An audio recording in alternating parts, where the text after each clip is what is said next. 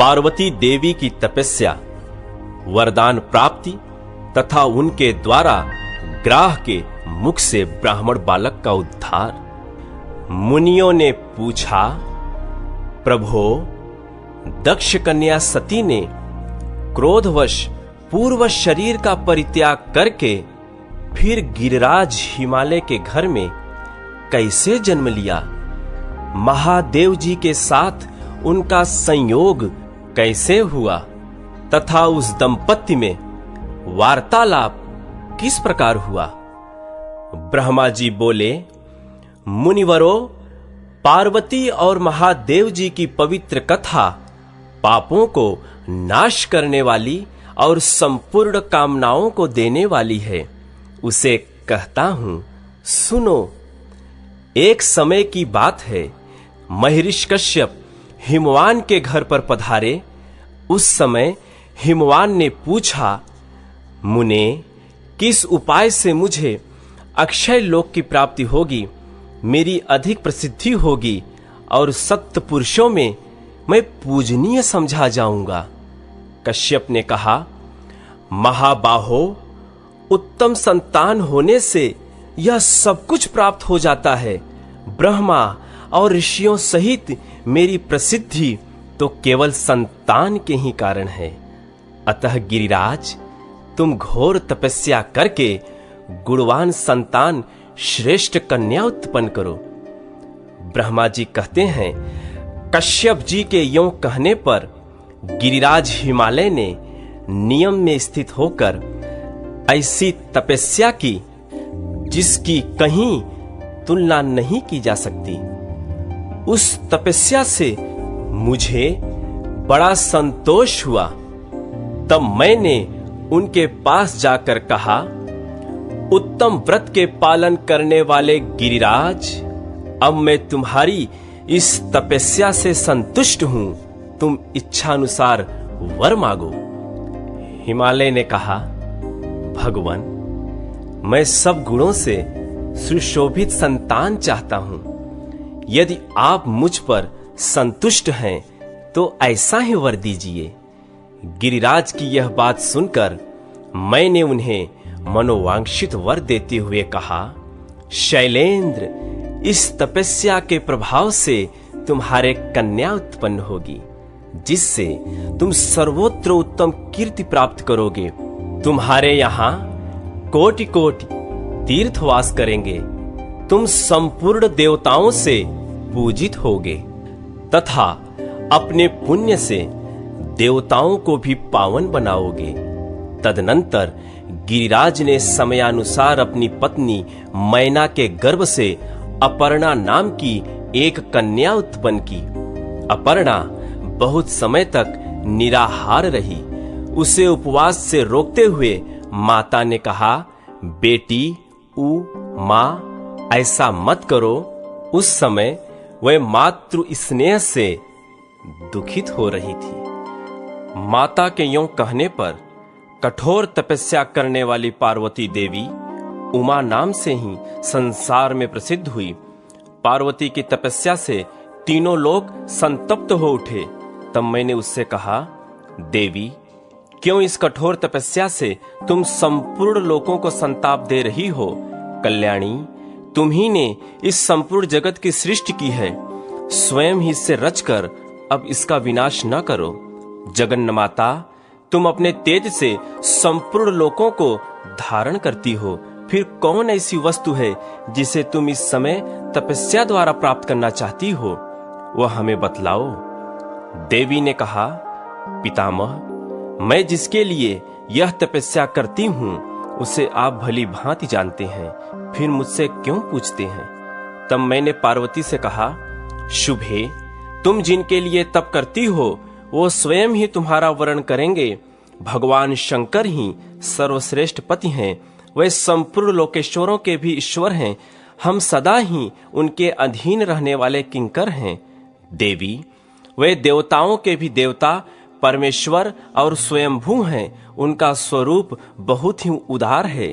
उनकी समानता करने वाला कहीं कोई भी नहीं है।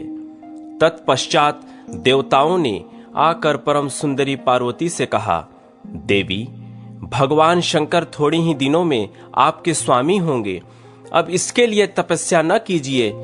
यों कहकर देवताओं ने गिरिराज कुमारी की प्रदक्षिणा की और वहां से अंतर्धान हो गए। पार्वती भी तपस्या से निवृत्त हो गई, किंतु अपने आश्रम में ही रहने लगी।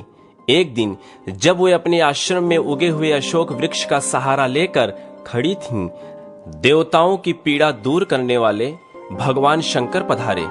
उनके ललाट में चंद्राकार तिलक लगा था। वे बांह के बराबर नाटा एवं विकृत रूप धारण करके आए थे। उनकी नाक कटी हुई थी, कुबड़ निकला हुआ था और केशों का अंतिम भाग पीला पड़ गया था। उनके मुख की आकृति भी बिगड़ी हुई थी। उन्होंने पार्वती से कहा, देवी, मैं तुम्हारा वरण करता हूँ। उमा योग सिद्ध हो गई थी। आंतरिक भाव की शुद्ध से उनका अंतःकरण शुद्ध हो गया था। वे समझ गईं कि साक्षात भगवान शंकर पधारे हैं। तब उनकी कृपा प्राप्त करने की इच्छा से पार्वती ने अर्घ्य, पाद्य और मधुपर्क के द्वारा उनका पूजन करके कहा, भगवान, मैं स्वतंत्र नहीं हूँ। घर में मेरे पिता मालिक हैं, वे ही मुझे देने में समर्थ हैं। मैं तो उनकी कन्या हूँ। यह सुनकर देवाधिदेव भगवान शंकर ने उस विकृत रूप में ही गिरिराज हिमालय के पास जाकर कहा, शैलेंद्र, मुझे अपनी कन्या दीजिए। उस विकृत वेश में अविनाशी रुद्र को ही आया जान गिरिराज शाप से भय हुआ। उन्होंने उदास होकर कहा, भगवान, ब्राह्मण इस पृथ्वी के देवता हैं, मैं उनका अनादर नहीं करता, किंतु मेरे मन में पहले से ही जो कामना है उसे सुनिए। मेरी पुत्री का स्वयंवर होगा, उसमें वह जिसका वरण करेगी वही उसका पति होगा। हिमालय की यह बात सुनकर भगवान शंकर ने देवी के पास आकर कहा, तुम्हारे पिता ने स्वयंवर होने की बात कही है, उसमें तुम जिसका वरण करोगी वही तुम्हारा पति होगा। उस समय किसी रूपवान को छोड़कर तुम मुझ जैसे अयोग्य का वरण कैसे करोगी? उनके यों कहने पर पार्वती उनकी बातों पर विचार करते हुए कहा, महाभाग, आपको अन्यथा विचार नहीं करना चाहिए। मैं आपका ही वरण करूंगी, इसमें कोई अनोखी बात नहीं है। अथवा यदि आपको मुझ पर संदेह है तो मैं आपका यही वरण करती हूँ। यों कहकर पार्वती ने अपने हाथों से अशोक का गुच्छा लेकर भगवान शंकर के कंधे पर रखा और कहा, देव, मैंने आपका वरण कर लिया। भगवती पार्वती के इस प्रकार वर्ण करने पर भगवान शंकर ने उस अशोक वृक्ष को अपनी वाणी से सजीव करते हुए उससे कहा, अशोक, तुम्हारे परम पवित्र गुच्छे से मेरा वरण हुआ है, इसलिए तुम जरावस्था से रहित एवं अमर रहोगे।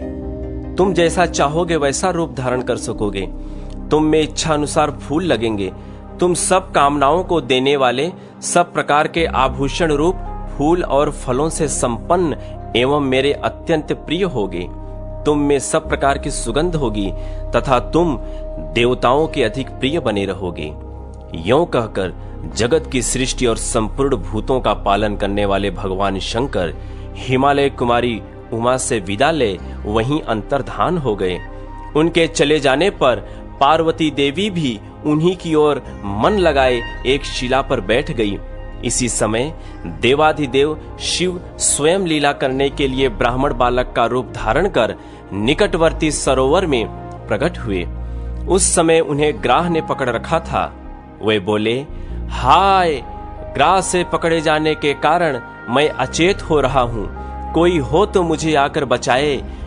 पीड़ित ब्राह्मण की वह पुकार सुनकर कल्याणमयी देवी पार्वती सहसा उठ खड़ी हुई और उस स्थान पर गई जहां वह ब्राह्मण बालक खड़ा था।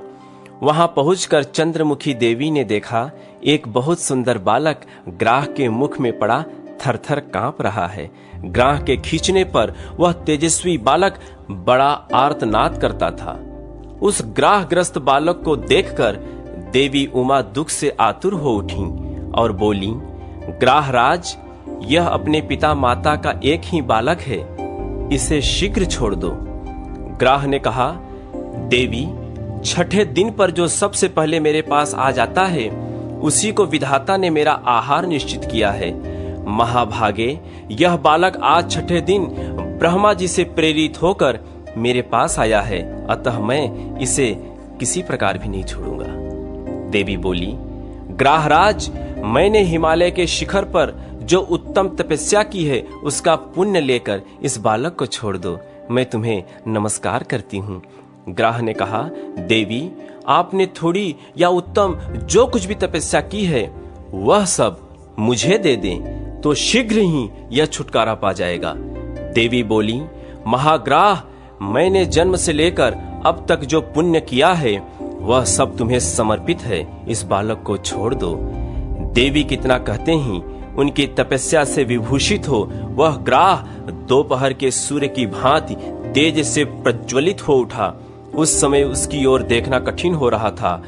ग्राह ने संतुष्ट होकर विश्व को धारण करने वाली देवी से कहा, महाव्रते, तुमने यह क्या किया? भली भांति सोचकर देखो, यह सही है कि गलत है। तपस्या का उपार्जन बड़े कष्ट से होता है, अतः उसका परित्याग अच्छा नहीं माना गया है। तुम अपनी तपस्या ले लो, साथ ही इस बालक को भी मैं छोड़ देता हूं। देवी ने कहा, ग्राह, मुझे अपना शरीर देकर भी यत्न पूर्वक ब्राह्मण की रक्षा करनी चाहिए। तपस्या तो मैं फिर कर सकती हूं, किंतु यह ब्राह्मण पुनः नहीं मिल सकता। महाग्राह, मैंने भली भांत सोचकर तपस्या के द्वारा बालक को छुड़ाया है। तपस्या ब्राह्मणों से श्रेष्ठ नहीं है, मैं उस ब्राह्मण को ही श्रेष्ठ मानती हूं। ग्राहराज, मैं तपस्या देकर फिर नहीं लूंगी। कोई मनुष्य भी अपनी दी हुई वस्तु वापस नहीं लेता, अतः यह तपस्या तुम में ही सुशोभित हो, इस बालक को छोड़ दो। पार्वती के यों कहने पर सूर्य के समान प्रकाशित होने वाले ग्राह ने उनकी प्रशंसा की, उस बालक को छोड़ दिया और देवी को नमस्कार करके वहीं अंतर्धान हो गया। अपनी तपस्या की हानि समझकर पार्वती ने पुनः नियम पूर्वक तप का आरंभ किया।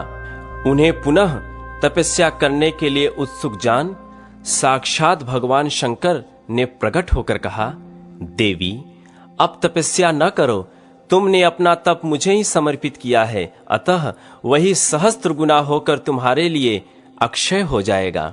इस प्रकार तपस्या के अक्षय होने का उत्तम वरदान पाकर उमा देवी को बड़ी प्रसन्नता हुई और वे स्वयंवर की प्रतीक्षा करने लगी।